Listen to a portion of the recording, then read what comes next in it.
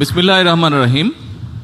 আজকে আমাদের এই অনুষ্ঠানটি হচ্ছে জাতীয় দুর্যোগ ব্যবস্থাপনা গবেষণা ও প্রশিক্ষণ ইনস্টিটিউট।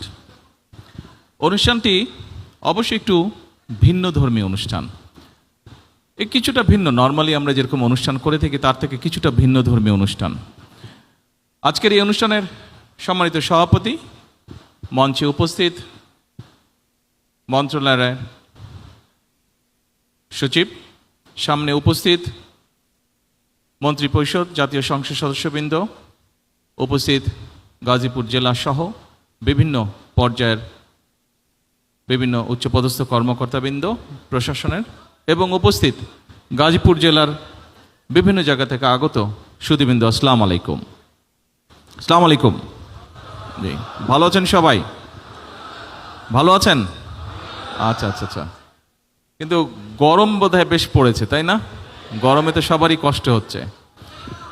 আমরা যখন ছোট ছিলাম, আমার পরিষ্কার মনে আছে, গরম নিয়ে মানে স্কুলে যখন পড়তাম, স্কুলে বলতেও ক্লাস 3, 4, 5-এ যখন পড়তাম, খুব সম্ভবত এত আমরা গরম নিয়ে কমপ্লেন করতাম না, এত গরম পড়তো না। আবার একইভাবে প্রায় অনেক বছর আমাকে দেশের বাইরে থাকতে হয়েছে, বাট এর মধ্যে প্রায় যখন দেশের শীতের সময় কথা হতো, প্রায় দেখতাম আমাদের পরিচিত লোকজন, অলমোস্ট এখানে অনেকেই দলীয় লোকজন যারা আছেন, আপনাদের সাথে প্রায় আমার জুমে মিটিং হতো, দেখতাম যে খুব যে গরম কাপড় সবাই পরে আছে তা না।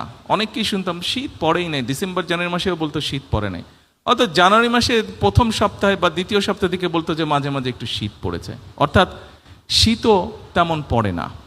পরিষ্কার আমার মনে আছে, আমরা যখন স্কুলে পড়তাম, আমি যখন স্কুলে ছিলাম, তখন 26শে মার্চের যেই স্কুলে প্রোগ্রাম হতো, স্বাভাবিক আপনারা নিশ্চয়ই অনেকেই করেছেন, 26শে মার্চ আসে স্কুলে একটা সাংস্কৃতিক অনুষ্ঠান হতো।